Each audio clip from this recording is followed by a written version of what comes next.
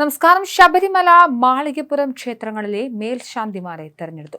Erannur മനയിൽ ED. Prasad Sabarimala മേൽശാന്തിയായി, Muttathumadam MG Manu Malikappuram മേൽശാന്തിയുമായും തെരഞ്ഞെടുക്കപ്പെട്ടു.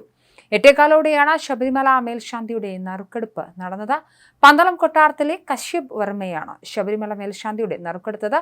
പന്തളം കൊട്ടാരത്തിലെ മൈഥിലി വർമ്മയാണ് മാളികപ്പുറത്തെ നറുക്കെടുത്തത്. മേൽശാന്തിമാർക്കുള്ള ചുരുക്കപ്പട്ടികയിൽ 14 പേരാണ് ഉണ്ടായിരുന്നത്. അതേസമയം ശബരിമല നട തുലാമാസ പൂജകൾക്കായി തുറന്നു. തന്ത്രി കണ്ഠരര് മഹേഷ് മോഹനരുടെ സാന്നിധ്യത്തിൽ മേൽശാന്തി അരുൺകുമാർ നമ്പൂതിരി നട തുറന്ന് ദീപം തെളിയിച്ചു. തുലാമാസ പൂജകൾക്കായി തുറന്ന സന്നിധാനത്ത് വൻ ഭക്തജന തിരക്കാണ് അനുഭവപ്പെടുന്നത്.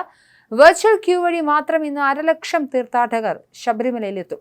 ഇന്ന് മുതൽ 22 വരെ ദിവസവും ഉദയാസ്തമന പൂജ, കളാഭിഷേകം, പടിപൂജ എന്നിവ ഉണ്ടാകും. ചിത്തിര ആട്ടത്തിരുന്നാൾ പ്രമാണിച്ച് 21-ന് വിശേഷാൽ പൂജകളും നടക്കും. 22-ന് രാത്രി 10-ന് നട അടയ്ക്കും.